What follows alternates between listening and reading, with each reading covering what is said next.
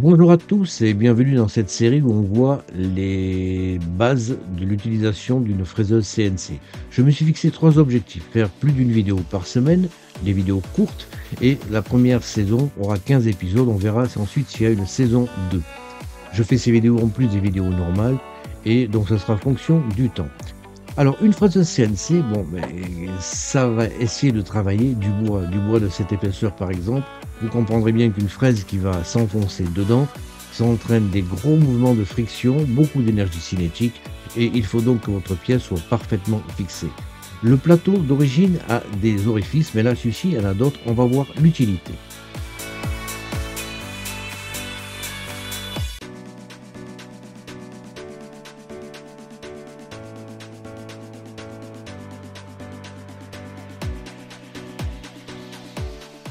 Le logiciel de création, par exemple ici VCarve Studio, vous permet de créer sur un objet des tenons. Vous voyez, ce sont des très fines particules de bois qui maintiennent la pièce en place et celle-ci donc ne pourra pas s'échapper. Il suffira simplement de fixer la plaque en bois pour que la pièce soit ensuite travaillée. Alors on prend une plaque en bois. Quels sont les moyens qu'on a pour maintenir cette plaque en place? La bride d'origine qui est livrée avec la machine, bah, elle est très mal conçue. Vous voyez qu'elle a des grandes vis et les grandes vis peuvent rentrer en contact avec la tête, c'est inévitable. Alors, j'ai repris la bride en question, la partie métallique. Je vous conseille de mettre la vis dessous parce que lorsque vous la posez en place, vous aurez une surface d'appui qui sera beaucoup plus importante que juste le pas de vis.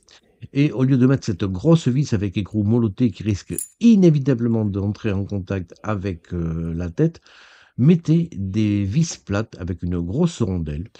Une fois que vous l'aurez vissé dans les emplacements que vous avez sur votre plateau d'origine, la bride, une fois en place, ne dépassera pas énormément et évitera ainsi beaucoup de collisions. Alors j'en ai eu un paquet, hein. Ces brides d'origine, c'est une aberration, je ne comprends pas. Une fois que votre bride est en place, ben, vous voyez que ça dépasse très peu. Faites attention, hein. C'est une bride en métal et la fraise qui travaille le bois, sur le métal, ben, elle ne va pas aimer. Alors j'ai déjà testé, ça attaquera la bride, hein, mais la fraise, prend mal. Alors le gros problème également, c'est que cette, bride écrase le bois et laisse une trace. Alors la deuxième solution qu'on peut avoir, c'est, faire des petites brides comme ça que l'on découpe dans une planche à découper, culinaire. Vous trouvez ça dans n'importe quel magasin. Vous pouvez la faire avec la CNC et à ce moment-là, le plastique, lui, ne viendra pas marquer le bois lorsque vous serrez la vis. Il y a des petites encoches qui permettent de coincer latéralement votre surface travaillée et une fois en place, vous voyez qu'il y a très peu de risques de collision et surtout votre pièce en bois, si vous la travaillez pleine, elle ne présentera pas de petites traces d'écrasement. Enfin, la troisième solution pour fixer une plaque, c'est un bout de bois. Le martyre, c'est aussi un bout de bois. Bon, qu'est-ce qu'on fait pour maintenir 2 pièces en bois? Ben, on prend des vis à bois. À ce moment-là, vous faites un avant-trou sur la pièce que vous travaillez et vous venez la visser complètement dans le martyre. Il vous faudra juste un tournevis pour créer cette bride. Alors, effectivement, lorsque vous sortez la vis, vous avez des marques sur le martyre, mais un martyre, c'est fait pour ça. Alors, vous constatez que le martyr que vous voyez sur la vidéo est un petit peu différent du martyr d'origine. Il a des gros trous ronds. C'est un plateau MFT que vous pourrez créer vous-même. Je vous mets les liens en haut de la vidéo pour que vous puissiez le faire facilement chez vous. On peut maintenant mettre des brides en bois alu. Alors pareil, c'est fait avec la CNC, une bride en bois, un petit tube d'alu. Alors là, la bride que vous voyez, elle ne correspond pas au diamètre, mais c'est pour vous montrer le principe. Ça vous permet ainsi, en serrant, de coincer complètement votre pièce en bois et c'est efficace.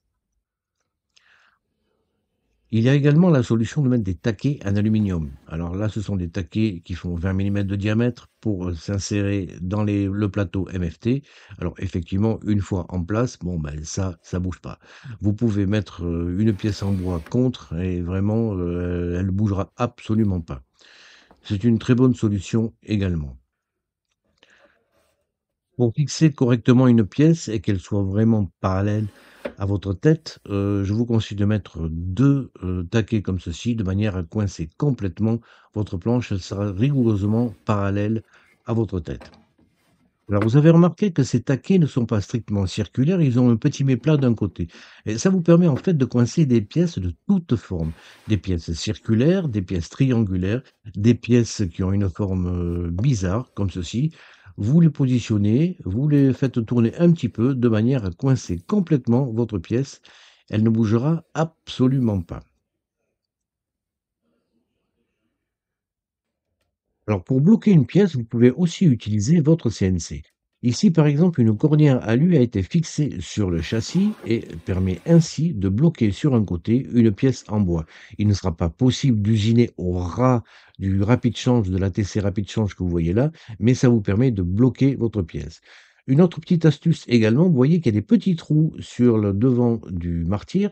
Ce sont des trous de 3 millimètres. On peut mettre des petits taquets d'étagère dessus qui s'enfonce, qui laisse dépasser une surface de 5 millimètres sur le dessus.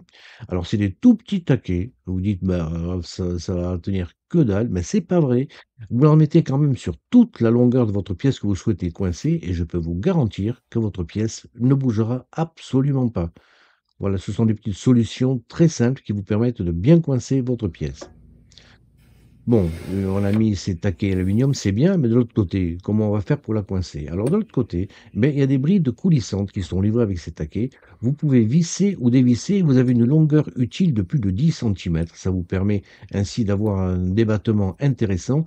Sur la partie avant, j'ai juste collé un petit peu de silicone, de manière à ce que ça ne glisse absolument pas lorsque vous resserrez. Elles sont livrées avec des petites clés que vous pouvez utiliser comme ceci, mais également l'autre extrémité, c'est une clé à cliquer qui vous permet de visser et de serrer ou de desserrer ensuite votre bride coulissante.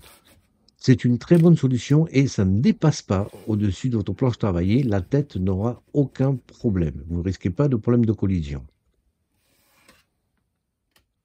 Enfin, on a la solution d'utiliser des taquets extensifs. Ce sont ces petites pièces sur lesquelles on met une vis qu'on va visser dans le plateau. Vous voyez que lorsque on serre, il y a un petit écartement qui se fait. Alors l'écartement est minime, hein, ça fait 1 centimètre au total, mais ça vous permet ainsi de fixer certaines pièces qui nécessitent très peu d'espacement pour, être coincées. Alors par exemple, là, il y en a un qui est positionné sur le trou d'origine qui permet de fixer les brides. Il vous suffit avec une clé à laine de la resserrer et votre planche en bois est complètement coincée et surtout, ça ne dépasse pas, il n'y a pas de risque également de collision avec votre fraise. Alors, les brides que vous mettez ont deux rôles. D'une part, bien sûr, de coincer votre pièce, mais également d'éviter tout risque de collision avec la fraise qui passe juste au ras. Alors, le deuxième type d'usinage que l'on peut faire, c'est une pièce sans tenon. C'est-à-dire qu'une fois que votre cercle ici est découpé, il est libre et donc il peut se balader un petit peu partout. Alors, pour fixer ce genre d'usinage, c'est très simple. On va utiliser la technique du scotch bleu. C'est un scotch large, il est fait par 3M, que vous mettez directement sur votre martyr. Alors, je vous conseille de faire un très léger ponçage du martyr auparavant, de manière à ce que le scotch accroche bien. Vous mettez une, deux ou trois, enfin plusieurs bandes de manière à recouvrir la surface de votre pièce que vous travaillez et vous mettez le ruban directement sur le martyr. Vous pressez bien pour qu'il soit bien à plat sur toute la surface du martyr. Ici, je vais mettre deux bandes. Et sur le côté de la pièce, vous faites la même chose. Alors, vérifiez bien quand même que les bandes que vous mettez sur la pièce que vous travaillez soient au même niveau que ceux qui ont été disposés sur le martyr. Ici, on va en mettre deux, donc au niveau du martyr. Ensuite, c'est très simple, on va appliquer sur les surfaces 3M collées sur le martyr de la colle rapide. C'est une colle forte qui prend rapidement de ce type. Alors là, j'ai raté complètement la vidéo, ma caméra a posé un problème et je n'avais plus de scotch bleu. Alors je vous montre un petit peu comment on l'applique. Vous l'appliquez comme ceci. C'est pas la peine d'en mettre des tonnes, hein, il faut l'appliquer sur toute la longueur. Et du côté de la pièce travaillée, sur les bandes, vous mettez un fixateur, un accélérateur rapide. Ensuite, quand vous positionnez les deux pièces l'une contre l'autre, la prise est quasi instantanée et je peux vous garantir, essayez de le bouger, vous allez voir, hein. Ça tient hyper bien et là, vous pourrez usiner une pièce qui n'aura pas de tenon, celle-ci sera maintenue sur votre surface de travail.